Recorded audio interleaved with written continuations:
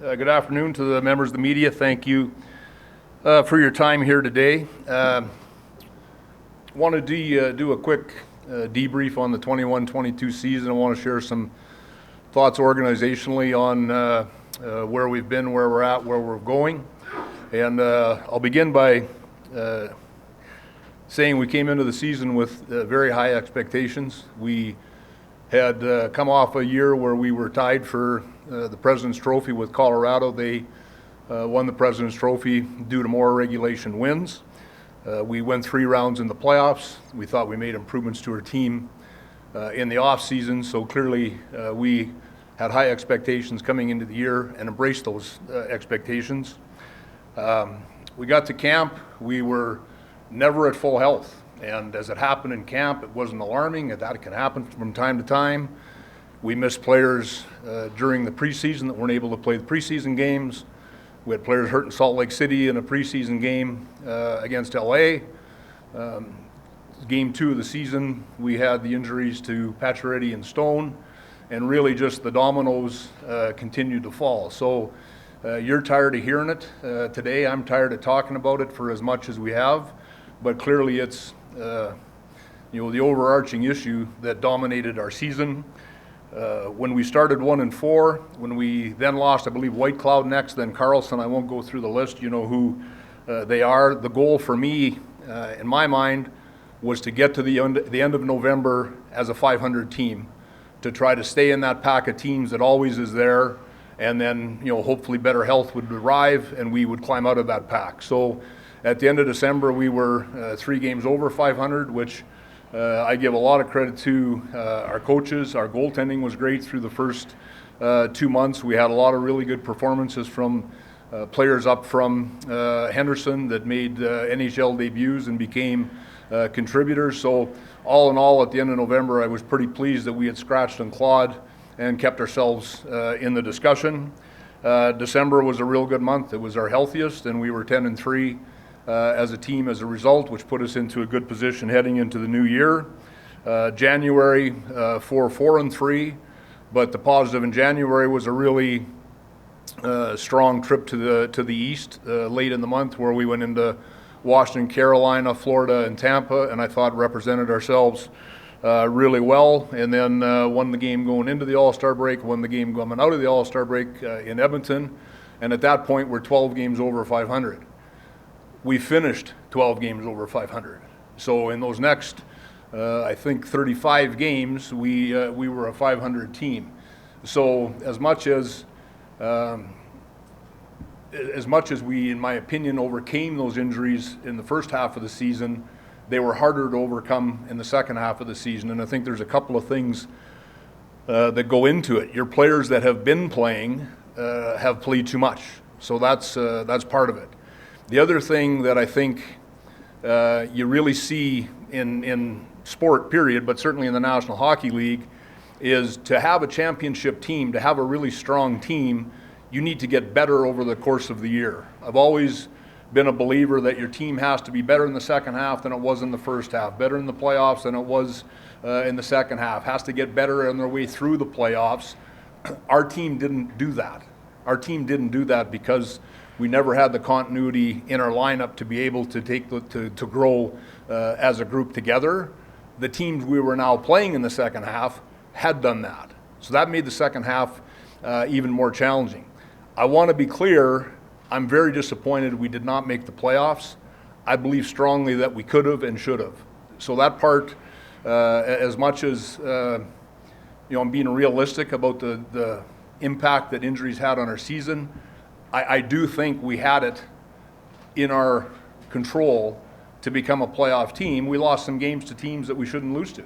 We lost a lot of games this year to teams that weren't in the playoffs at the end of the year. So that's on us. We still had the opportunity, if we were a little bit better in 1 or 2 or 3 more situations, we would have been a playoff team. We wouldn't be standing here having this media reception here today.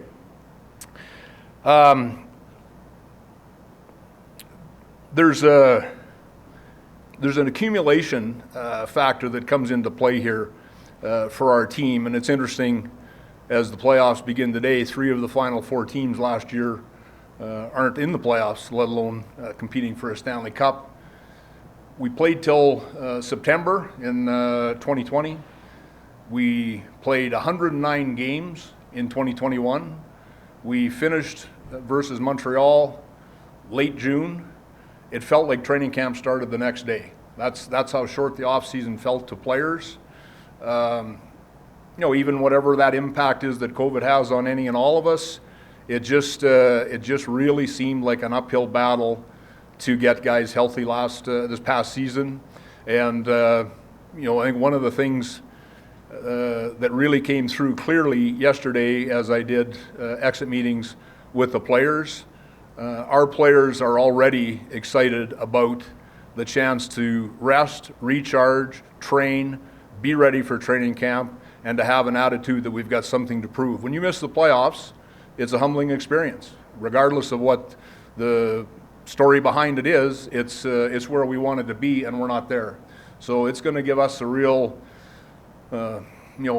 attitude coming into next season that we've got something to prove to people. And I can tell just even from the player meetings I had yesterday that our guys feel that way. A couple of other things that I know will come up soon. I understand Pete spoke about his situation here this morning. Pete is under contract. Pete and I are going to sit down later this week when you conclude your season. These are always meetings that happen. It's commonplace. The players are first. Some of those guys want to get going. Some of them have potentially world championship opportunities where they would need to travel soon. So you always deal with your players first. Pete and I will sit down later this week. Robin Leonard is having surgery tomorrow. So his shoulder surgery will be tomorrow. We'll know a little bit more about his timeline once the surgeons do their work. Laurent Brossoit will have a surgical procedure, not real serious in terms of rehabilitation time, but one that was important. He wasn't available to us as the season ended either. Those are my thoughts on the past season, and then I just think it's a good chance to speak organizationally about the 5 years that we've had. We've won more playoff series in that period of time than any team in the NHL except Tampa. It's a fantastic organization. When I go back to the opportunity that I was given by George McPhee in the summer of 2016, and bear in mind, George was hired July 15th, I was hired August 1st.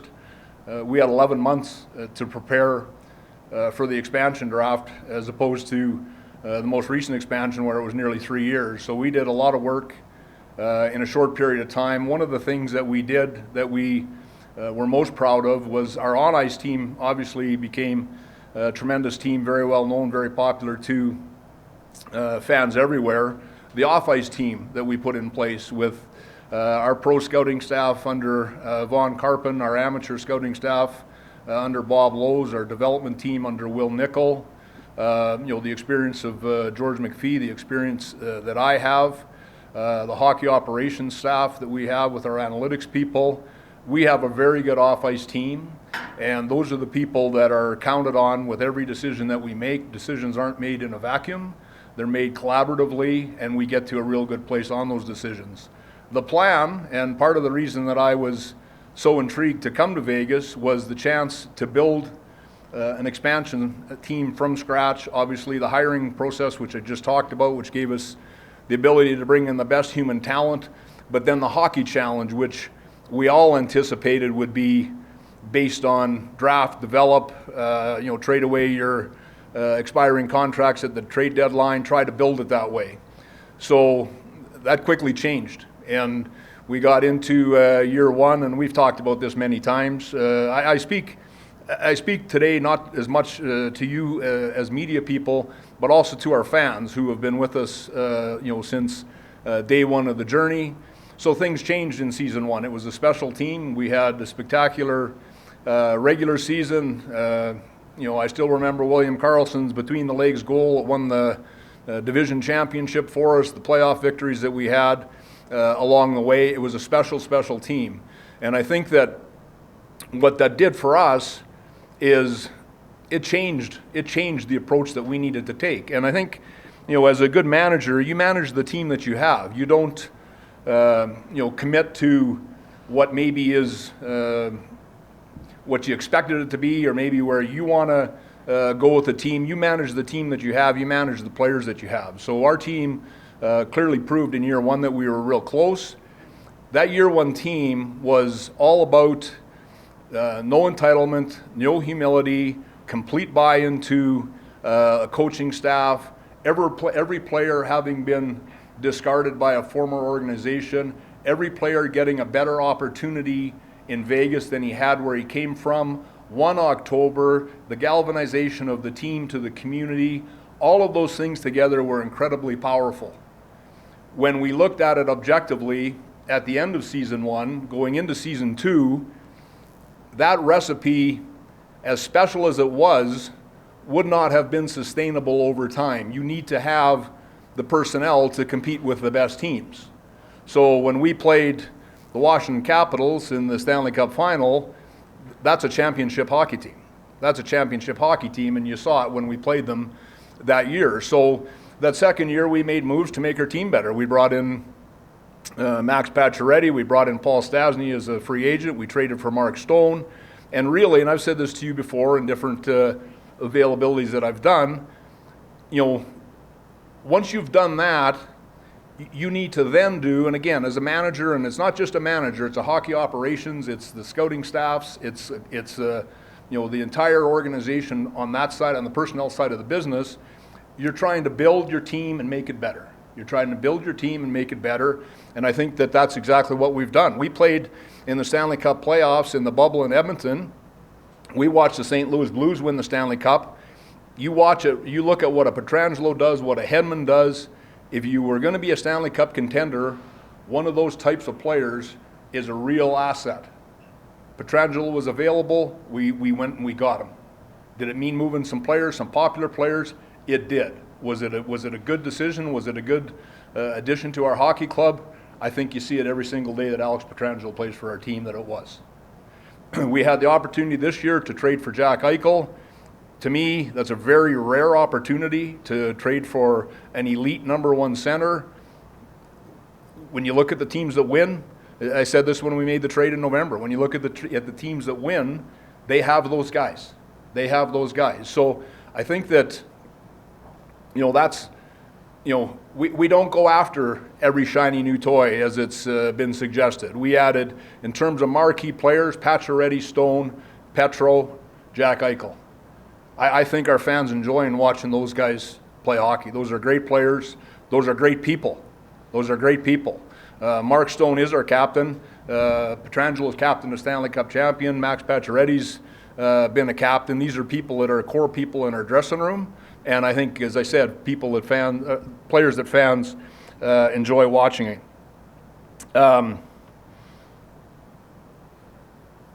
This is a chance for us, as I said, to get a good break, let our guys get a good summer of training, be excited for camp, be ready to go. That's what we expect this upcoming year is going to look like. I'll open up for questions. Kelly, you mentioned all the star players you've added, and they're obviously very talented. A lot of the guys today have mentioned this team's playing at its best when it's at its best identity. It's rolling 4 lines. I'm just wondering, how confident are you in the depth, especially with how the salary cap is going to impact this offseason and who you're going to go bring back? How confident am I in the depth? That you can have a team that rolls 4 lines along with those star players that you have. Very confident. Yeah, I'm very confident, Jesse. I think that, it's hard to imagine because we never saw it. We came out of training camp this year, and I remember saying, boy, I think that Carrier, Waugh, Colasar is going to be a great 4th line for us. They're going to give us a real identity. I think it took till game 78. They made it 2 periods. So, when you there's a lot of things that go into it. So when you look at the identity of your team, to have the identity of your team that you want, you do the best job of accumulating the personnel that you can. You trust your systems. You trust your coaches. No player has to do it all. No player has to do it all, That's how this team is built. That's how this team is built. So we never saw that this year because of the lack of continuity in lineups, lines. It just wasn't there. So it would look, you'd be searching some nights to see what the identity was based on personnel. But with respect to your question, we've got, it was interesting in expansion. We didn't have the ability to draft, what was it, 98s, 97s, 96s, 95s, 94s. We had no players available to us in expansion in those age groups. And you look at our team today, the players that we have in those age groups. Those players are really important. They're really important for the exact question that you're asking. They're really important in a salary cap world. They're good players. They're good players. They help our team win. They help our team win. So that to me is critical in terms of your team having that depth and developing that identity that you want to see. Kelly, you said you're going to meet with Pete. You said you're going to meet with Pete. What kind of job is he? Well, it was a challenging job for Pete. I said earlier in my comments that I thought he did a great job early in the year to get us, to keep us relevant. When you look at the teams in the NHL that had the most man games and injury, we're number one. Number two is the Montreal Canadiens. Number three, the Arizona Coyotes, who finished 31st and 32nd. So that's a credit to the coaches. I think Pete is an intelligent coach. I think he does a real good job. I think there's things after any year that you want to talk about, and we will. So would you go into that conversation have you made a decision to relate to him, or do you want to hear something from him? No, you have discussions. Like if this is a situation, you've seen some situations in the NHL the last 2 days. The Zamboni wasn't off the ice. Teams made some decisions, right? So obviously those decisions have been made well in advance. I like talking about the season with the coach, is what I like to do, and seeing how you align, how you feel about it, and where you're headed. But no, Pete's a real good coach. Kelly, just a two-part question. Over the last 4 years, the Vegas Golden Knights have played 66 playoff games. The only team that played more of this game played 69 games. How much of the wear and tear in the shortened season, how much do you think that affected the amount of injuries you have? And on top of that, do you look at this big gap that you have now as a good sign that you're able to recruit and regenerate? Yeah. Well, the big gap I hope I don't have again. Certainly you don't want a 4-month off season. I think your thoughts or your comments are very similar to mine. I think when you look at some of the wear and tear injuries, so when you look at backs, adductors, groins, sports hernias, those types of injuries, I think usage definitely plays a hand in that. A slap shot to the foot, it doesn't matter how much time you've had off or how fresh you are. We had broken hands, broken feet. We had all those types of injuries. But the usage injuries for me, you do trace back to the amount of hockey that we've played and the wear and tear on some of those top players. In terms of, obviously you have a lot more information on the injuries than we do. When you kind of chalk this season up to injuries, how confident are you that this was bad luck this season and moving forward we're going to have a healthy team, or are there concerns about the durability of some of the players? Well, I think that I don't have a running list, or to be honest with you, I would go through them one by one, but a lot of broken bones. So for me, those are one-offs, right? And Alec Martinez's injury was as freak an injury as you'll ever see.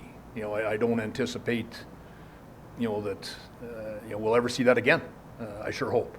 The backs, those are things that we're going to do more work on this summer in terms of next steps. So I understand Mark Stone shared with you earlier today that we'll be evaluating his situation and seeing what makes the most sense. Laurent Brossoit I shared with you already, but I don't.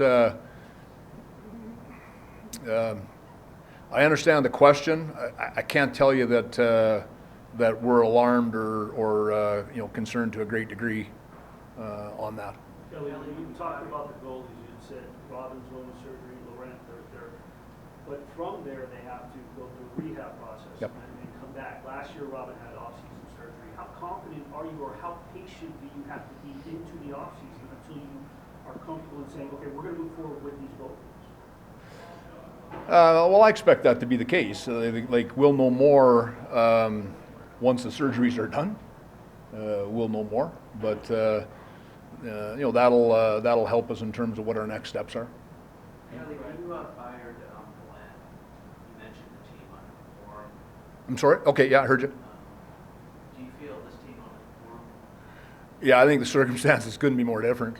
I think that Pete and his staff had a tough hand to play. When you look at the fact that a lot of the time this season you spent with long-term injured reserve, lots of money on there, and you acquired a player that was injured, how much do you think kind of going down that road affected some of the continuity issues that you talked about? I'm not 100% sure I understand the question. One of the issues you had was you weren't able to get Eichel on the ice with all the other players, and then when you did, you never were able to have a roster that you could field the entire way because it was the low salary. Eichel went on the ice as soon as he was ready. Right, but when you acquired him, he was injured. Right. And so there was you were talking about continuity issues throughout the course of the entire season. Yeah, when we acquired Jack, by chance, we also traded an injured player. Alex had shoulder surgery. He returned, earlier than Jack did, but no, our eyes were wide open in terms of, and Jack recovered quicker than we expected, quite frankly. I don't know that anybody thought he'd return to NHL play just a shade over 3 months from surgery, so I don't. I guess my question would be, do you feel that the way that you managed the cap had any impact on the continuity that the team had this season? I don't think that it had any negative impact at all. I think that it, in many respects, helped us stay relevant. You mentioned Russell already. You guys had 4 other guys in LTIR at the end of the year: Riley Smith, Brett Howden, Nolan Patrick, Nick Hague. Can you provide an update on those guys? Riley Smith will not have surgery. He's pretty close to fully recovered. Brett Howden wouldn't have been ready for playoffs, but his injury is very manageable. Nolan Patrick is indefinite based on the nature of his injury. And the fourth one, sorry? Oh, Nick Hague. Nick Hague was kind of on a similar timeline to Howden. Probably not right now, but wouldn't have been long. Do you expect all those guys would be ready by the time? Yeah, I think if we'd have made the playoffs, they probably would have played in the playoffs at some point. We've asked Pete and the players a bunch of times about the power play. I'd like to just get your thoughts. What do you think needs to happen on the power play for you guys to be successful? Well, the things that need to happen, I don't think are secrets. The ability for us to make those things happen has been inconsistent at best, right? And I felt our power play at the end was better. I really did. And I can't stand here when our power play was 25th in the NHL. I sound like Badger Bob Johnson, who probably most of you people don't even know who he is. But he was famous for finding the absolute positive in any situation. I liked our power play at the end. One problem we have? We don't get enough power plays. We don't get enough power plays. And that really, it impacts your rhythm. So, all of a sudden you've gone 5 games, you haven't had a power play goal, which is a real cloud over your team, and you might only had 8 opportunities. We need to draw more penalties. We need to draw more penalties.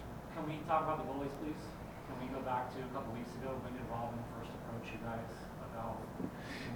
Yeah, I'm glad you asked. So the situation with Robin, he was injured in Calgary. Was it February 8th, I believe, coming out of the All-Star break, and rehab, was out of our lineup. I want to say 3 weeks. I'm going by memory there, and was going to be manageable. Well, that was what we felt, that we would be able to move ahead with him. So I think his first game back was against San Jose. I think it was 3 weeks, almost to the day, that he missed, and it made it really hard for him to play. It made him really hard for him to play, and it got to the point at the end and going into the final weekend, or the final week, just that sequence of events. Pete was scrutinized for not being honest with the media. We told the exact truth every day of the week. It changed, right? So, as of Friday, he didn't practice. The plan at that time, he was going to practice Saturday and be available Sunday. Saturday, he saw our doctors here early in the morning. And it was decided then that the repair would happen sooner than later. So he didn't practice Saturday. He was available and backed up on Sunday. He wasn't, like I've read it, it was almost like we played him with a heart condition. He wasn't at risk. He'd been playing.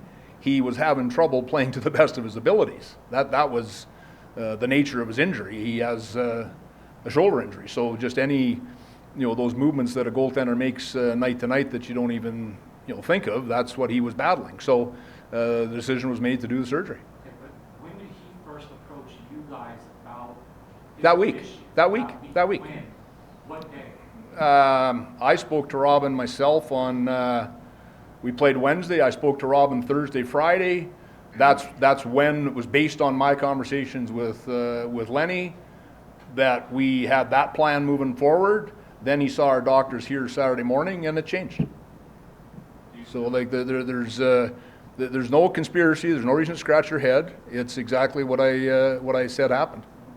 But why would he then back up after telling you that? He backed up so that we could get Will Carrier off of LTI Can you explain that? I don't think we're all clear on Isn't there an emergency exception like you? after he misses the game. We I had thought they changed that rule. no. He had to be available. Just trust me. Robin needed to be available for Sunday for a Carrier to come off of LTI. Do you still feel confident when Robin comes back and is healthy that he can be the number one goalie? I do. Okay, so I'm sorry. You knew on Saturday that he needed surgery, but you had him back up on Sunday. Like that. Why is that okay to you? And like, why is that setting off alarm bells to me? And you're perfectly fine with that. I don't understand. Well, You're saying nothing. You're saying it changed, but like.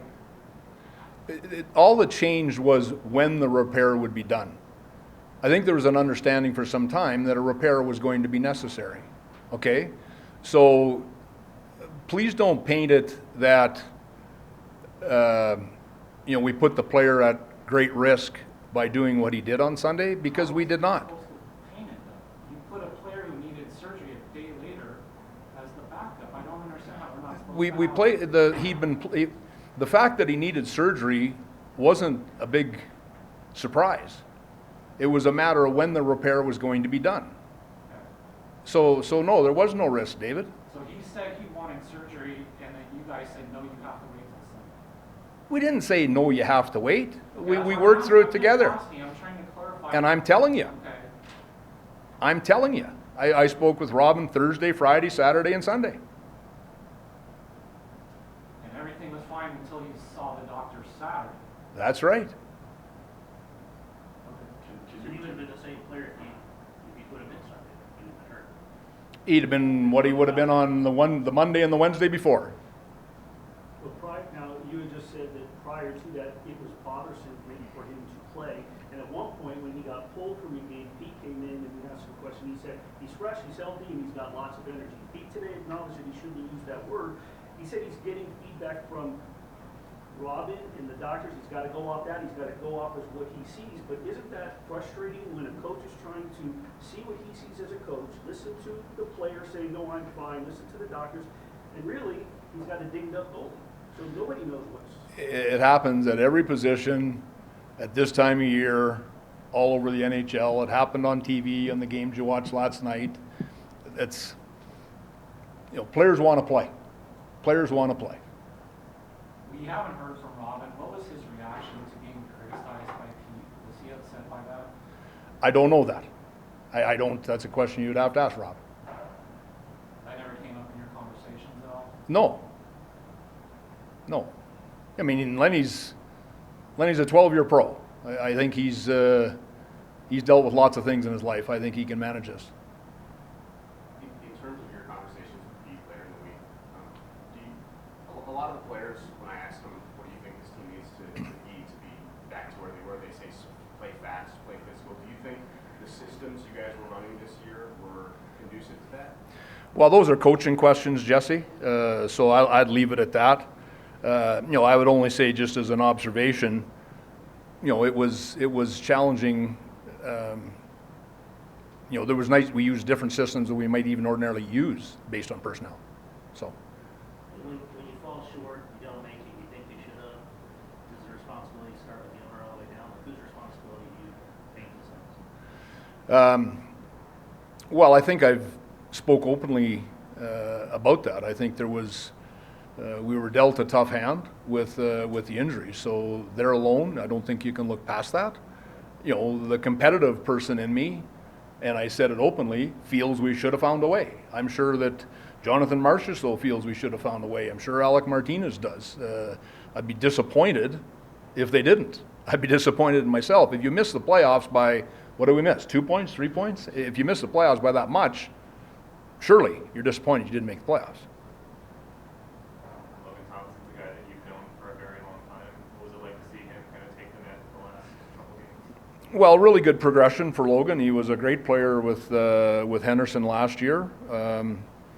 Yeah, I've known Logan. I drafted him in the Western Hockey League when he was 15 years old. So the one thing I always felt with Logan is he had talent. It was really easy to see that he had a lot of talent. But to predict as a young goalie that, you know, this is going to develop and turn into that is the hardest position to predict. And he's gone through all the right steps. He played 2 years in the ECHL. He played the majority of 2 years in the American Hockey League, and got an opportunity in the National Hockey League and made the very most of it. You mentioned World Championships, or there players for your team that are looking at that? Yeah. Would you mind sharing who? We have to defer to the countries, but we do have players from different countries. Kelly, a number of players came in today and said that they felt the team lost a little bit of identity physicality-wise, and you just mentioned that you didn't think the team got enough power play opportunities.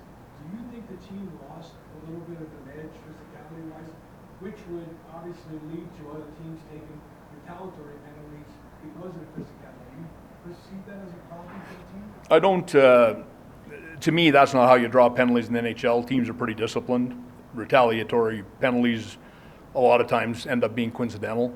When you draw penalties in the NHL, it's attacking seams, it's having the puck with speed, it's making people uncomfortable, right? So we just weren't able to do that as consistently as what I believe all of us wanted. What about the physicality part?